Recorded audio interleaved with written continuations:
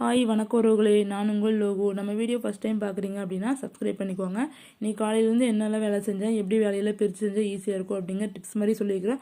So வீடியோவை skip பண்ணாமல் பாருங்கள். ஃபஸ்ட்டு வந்து துணி ஊற வச்சுக்கிறேன். துணி ஊற வச்சுக்கும்போது பார்த்தீங்கன்னா சோப் ஆயிலும் சோப் பவுடர் எது யூஸ் பண்ணாலும் சரி, அது கூட கல்லுப்பு 2 டேபிள் ஸ்பூன் வந்து உள்ளே போட்டு அரை மணி நேரம் ஊற வச்சிங்கன்னா அழுக்கெல்லாம் சீக்கிரமாக வந்துடும். இந்த டிப்ஸ் பார்த்தீங்கன்னா எங்கள் அக்கா எனக்கு சொன்னாங்க. ஊற வச்சுட்டு 1/2 hour கழிச்சு வந்து புழிஞ்சிங்கன்னா அழுக்கு சீக்கிரமாக போயிடும்.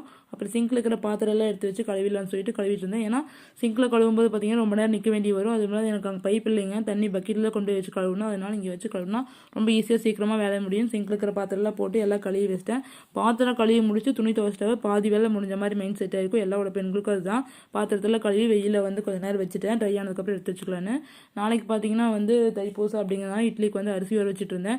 எப்படி தான் படிக்கிறாங்கன்னு தெரியல. எங்கள் மாமியாருக்குலாம் படிக்க தெரியும், எனக்கு படிக்கவே வராது. எப்படி 1-2 படிச்சு சரி அரிசி ஊற வச்சிடலாம் அப்படின்னு சொல்லிட்டு அரிசி ஊற வச்சுட்டு இருந்தேன். எப்பவுமே அரிசி ஊற வைக்கும்போது 2 டேபிள் ஸ்பூன் வந்து வெந்தயம் சேர்த்து ஊற வைப்பேங்க. அப்போ தான் இட்லி நல்லா வரும்.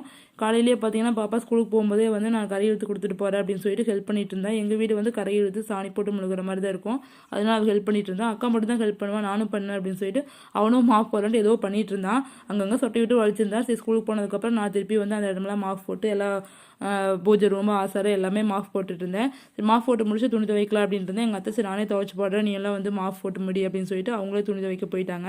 எப்பவுமே வந்து குழந்தைகிட்ட வந்து இந்த வேலை செய்யுங்க, இப்படி செய்யணும் அப்படின்னு சொல்லி நான் வந்து கண்டிஷன் பண்ண மாட்டேன். அவங்க செய்ய விருப்பம் இருந்தால் செய்ய சொல்லுவேன், கம்பல் பண்ணி செய்ய சொல்ல மாட்டேன். அப்படியே செஞ்சாலும் அவங்க வந்து இன்ட்ரெஸ்ட்டாக யார் ஃபஸ்ட்டு முடிக்கிறீங்கன்னு பார்க்கலாம், யார் இப்படி செய்வீங்கன்னு சொல்லி குசிப்படுத்தி விட்டால் அவங்க வந்து செய்வாங்க.